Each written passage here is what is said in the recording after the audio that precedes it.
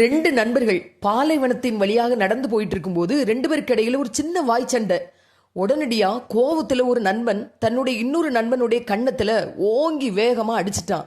அடி வாங்கிய நண்பன் ஒண்ணுமே பேசாம குனிஞ்சி அங்க இருந்த மணல்ல, என் நண்பன் இன்று என்னை கன்னத்தில் அடித்து விட்டான் அப்படின்னு எழுதி வச்சிருந்தான்.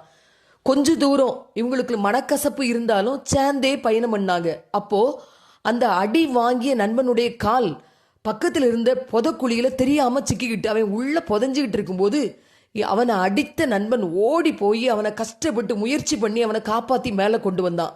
அவனால காப்பாற்றப்பட்ட அந்த நண்பன் மேலே வந்த உடனே ஒரு கல்லை எடுத்து அங்க இருந்த பெரிய கல்லுல இவ்வாறாக எழுதினான், இன்று என் உயிர் நண்பன் என் உயிரை காப்பாற்றினான் என்று. இதை பார்த்துக்கிட்டு இருந்த அந்த நண்பனுக்கு ஒண்ணுமே புரியல. உன்னை கன்னத்துல நான் அடிக்கும்போது மணல்ல எழுதி வச்சா, இப்போ உன்னை நான் காப்பாற்றும் போது அது கல்லுல எழுதி வச்சிருக்கிறாயே, என்ன அர்த்தம் எனக்கு புரியல அப்படின்னு கேட்ட உடனே அந்த காப்பாற்றப்பட்ட ஏற்கனவே கன்னத்தில் அடி வாங்கிய அந்த நண்பன் இவ்வாறாக சொன்னான், யாராவது நம்மளை கஷ்டப்படுத்திட்டாங்க அப்படின்னா அதை மணல்ல எழுதி வச்சிடணும். ஏன்னா காற்று வீசும்போது அது அழிஞ்சு போயிடும்.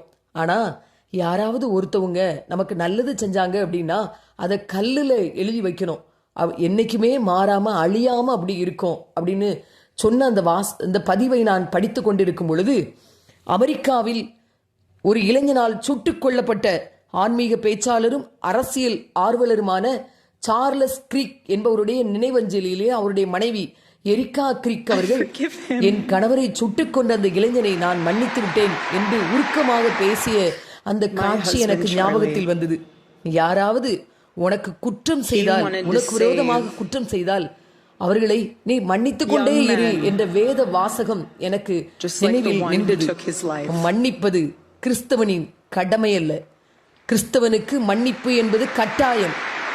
கிறிஸ்துவின் போதனைப்படி வாழ்ந்து காட்டிய எரிக்கா கிரீக் அவர்களுக்கு எங்கள் மனமா